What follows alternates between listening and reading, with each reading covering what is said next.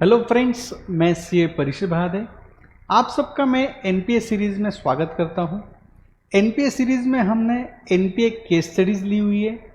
RBI की जो master circular on आईरॉक norms, इसके पैरावाइज हमने केस स्टडीज़ बनाई हुई है और केस स्टडीज़ के थ्रू हमने आरबीआई मास्टर सर्कुलर को एक्सप्लेन करने की कोशिश की है। तो दोस्तों शुरू करते केस स्टडी। ये केस स्टडी नंबर 3 है। Let's start the case study. Raja company is having a CC facility of 1 crore rupees and also having a LC of 20 lakh rupees.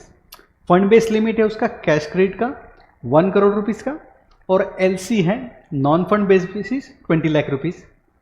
As on 31st December outstanding balance is 95 lakh rupees.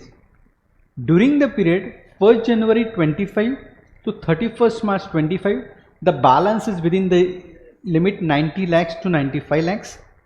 Interest is duly served by the borrower along with credit and debits, meaning that उसका CC account का transaction appropriate है।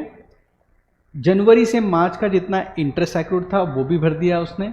Debit credit transaction भी है, within limit है, meaning that cash credit account is performing one. But coming to the next part of the case study, during the audit we observe that LC of rupees 20 lakh was devolved on 20th December. LC जो थी उसकी non fund based limit जो थी वो 20 लाख रुपए की वो डिवोल्व हो चुकी थी 20 दिसंबर 2024 को। Bank had kept the LC devolve in separate account, मतलब जो LC थी वो डिवॉल्व हो चुकी थी, उनको बैंक ने अलग अकाउंट में रखा हुआ था। 31 मार्च 2025 तक वो LC का पेमेंट नहीं हुआ था। LC डिवॉल्व दिख रही है ₹20 lakh. Now the question is 31 मार्च 2025 को क्या ये अकाउंट परफॉर्मिंग रहेगा या नॉन परफॉर्मिंग रहेगा। नाउ आरबीआई का मास्टर सर्कुलर का जो पैरा नंबर है 4.2.7.2, इसमें मेंशन किया हुआ है कि अगर LC डिवॉल्व है या फिर बैंक गारंटी अगर इन्वोक हुई है तो हमको इस तरह से अजम्पशन करना है LC डिवॉल्व और BG इन्वोक जो हुई है उसका बैलेंस प्रिंसिपल जो आउटस्टैंडिंग बैलेंस है उसमें काउंट करके उस अकाउंट का स्टेटस देखना है। मीनिंग दैट ये पर्टिकुलर केस स्टडीज की अगर बात करूं मैं तो 20 लाख रुपए का डिवॉल्व हुआ था 20 दिसंबर 2024 को।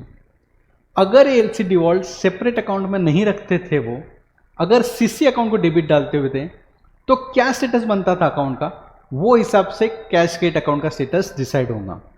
नॉर्मल पैरामीटर में कैश क्रेडिट अकाउंट क्या था अपना, परफॉर्मिंग था। बट ये सिचुएशन ऐड करके देखते आंसर क्या आता अपना। तो 90 to 95 लाख रुपीस का बैलेंस है। ये 20 लाख रुपए 20 दिसंबर को डिवॉल्व हो गया, तो 20 दिसंबर को ये बैलेंस जो था, अगर मैं 90 लाख रुपीस पकड़ूं, 90 + 20 लाख रुपीस 1 करोड़ 10 लाख हो जाएगा। और उसका सैंक्शन लिमिट कितना है, 1 करोड़ रुपए का है। Meaning that outstanding balance is in excess of sanction limit. तो अकाउंट क्या हो गया, आउट ऑफ ऑर्डर। अगर ये आउट ऑफ ऑर्डर जो है कंटिन्यूसली 90 डेज के लिए रहा तो वो हो जाएगा अपना आउट ऑफ ऑर्डर। और once CC account is out of order then it is called as non performing. तो 20 दिसंबर को आउटस्टैंडिंग बैलेंस कैश क्रेडिट कितना था, 90 लाख रुपए पकड़ रहा हूं मैं, plus 20 lakh LC devolve, total outstanding balance हो गया 1 करोड़ 10 लाख रुपया। सैंक्शन लिमिट है 1 crore. Account is overdrawn by 10 lakh rupees और ये ओवरड्रॉन कहाँ तक कंटिन्यू होने वाला है, 31 मार्च 25। Meaning that account is overdrawn continuously for 90 days. तो at the end of 90th day the account will become your non performing asset. तो इन नटशेल यहाँ पे हमको समझने की जरूरत है, ये अकाउंट है नॉन परफॉर्मिंग और इसका लॉजिक है कि अगर LC डिवॉल्व है तो उसका जो बैलेंस है वो आपको मेन जो प्रिंसिपल आउटस्टैंडिंग है उसमें काउंट करना है। Friends, thank you so much for watching this case study. इसी तरह से मैंने NPA प्लेलिस्ट में अलग अलग केस स्टडीज डिस्कस करी है जो कि बैंक ऑडिट करते वक्त काफ़ी हेल्पफुल हो सकती है। Thank you so much friends.